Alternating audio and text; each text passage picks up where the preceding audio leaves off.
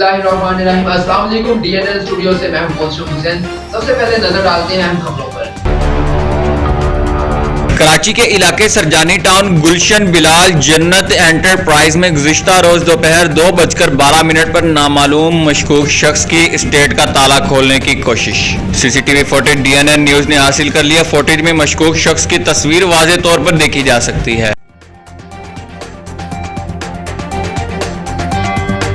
कराची के इलाके सरजानी टाउन गुलशन बिलाल जन्नत एंटरप्राइज में गुज़िश्ता रोज दोपहर 2:12 पर नामालूम मशकूक शख्स की स्टेट का ताला खोलने की कोशिश।